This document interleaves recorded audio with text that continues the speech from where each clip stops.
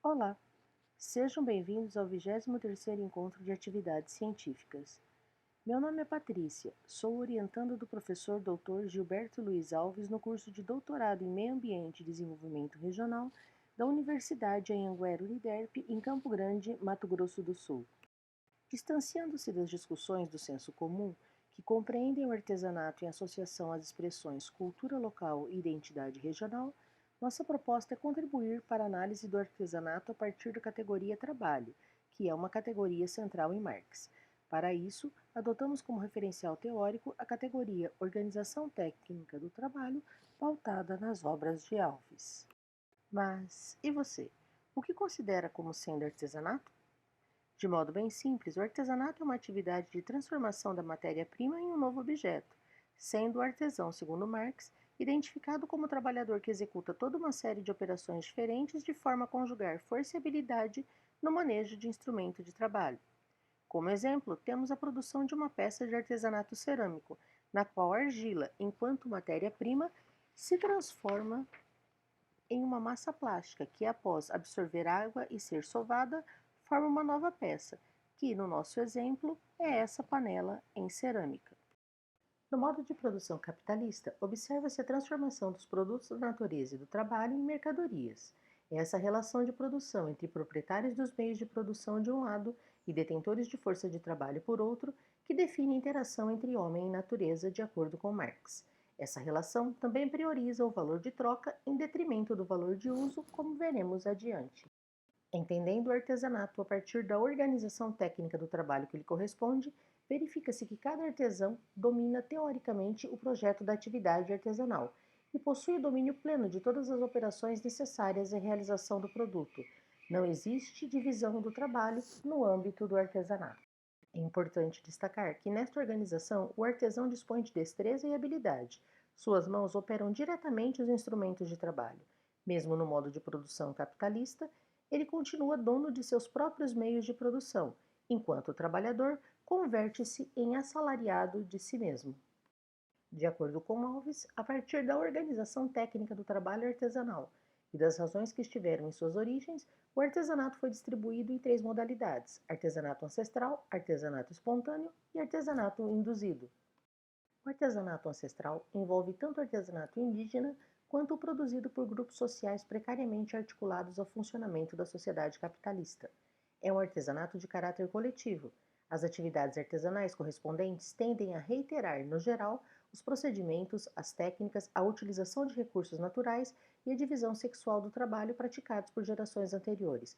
É um artesanato telúrico, pois está estreitamente ligado à terra e ao espaço onde é produzido, traço que se manifesta de modo perceptível nos seus produtos.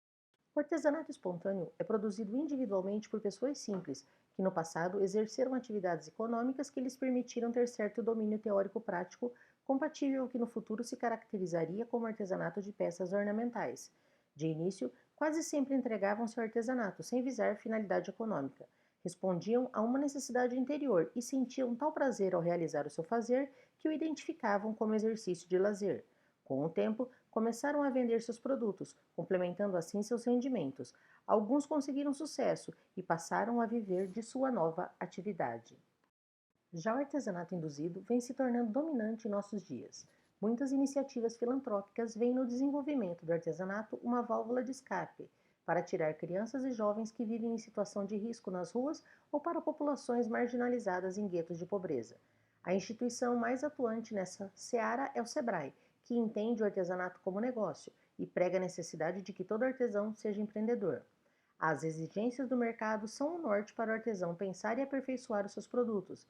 Resistência e aparência das peças artesanais, produção com certa escala, a dedicação exclusiva do artesão à sua atividade, prêmios, feiras e rodas de negócio quebram com a visão do artesanato como fonte de lazer e de complementação de renda. Os novos artesãos incorporam essa visão difundida pelo SEBRAE e, gradativamente, contratam aprendizes e instauram a divisão do trabalho nos seus ateliês e oficinas. Para complementar o quadro de pressão para impor essa tendência no campo do artesanato, as próprias políticas públicas, cada vez mais acentuadamente, vêm postulando o empreendedorismo e a concepção de artesanato como negócio, priorizando medidas de apoio que excluem o artesanato ancestral e o artesanato espontâneo. Enquanto forma de expressão cultural desde os povos primitivos, o artesanato estava revestido inicialmente de caráter utilitário, supria exclusivamente necessidades de existência. Seu valor de uso era evidente. Em nosso tempo, o artesanato vem estreitando ligação com o mercado, tornou-se mercadoria. Agora, é seu valor de troca que está em evidência. Conforme Pellegrini, há de se ponderar que, apesar das direções históricas às vezes transformarem por completo a função original de um fazer artesanal, isso não impede que ele sobreviva, incorporado a novas lógicas culturais, carregando consigo as marcas desse trajeto. Vocês podem estar se perguntando, mas qual a relação entre o artesanato e o desenvolvimento regional? Bem, fundamentando Symbioser, o desenvolvimento de uma região a longo prazo é explicado pela interação de vários tipos de processos ou forças, que são os usos dos recursos naturais, os efeitos indiretos das políticas macroeconômicas e setoriais e um conjunto de elementos políticos institucionais e sociais, agrupados sob a denominação de capacidade de organização social da região. Trazemos aqui um exemplo do município de Coxim, em Mato Grosso do Sul, destaque para o turismo de natureza.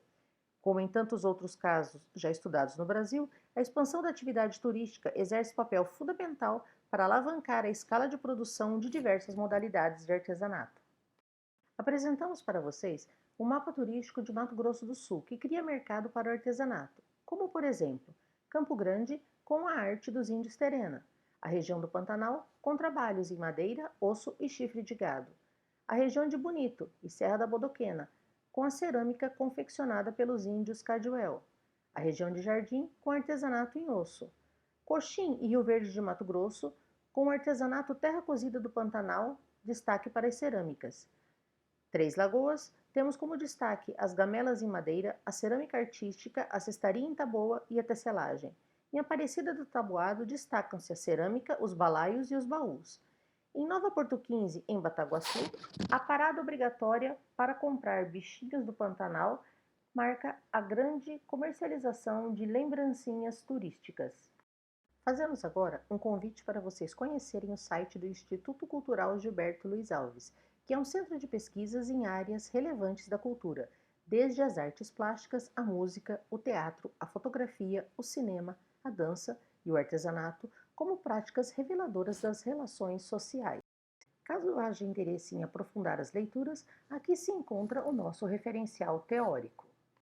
Por fim, nossos agradecimentos a vocês pelo interesse nessa breve exposição, à nossa universidade, a Anhanguera Uniderp, à CAPES pela concessão de bolsa de estudos e ao Instituto Cultural Gilberto Luiz Alves pela parceria.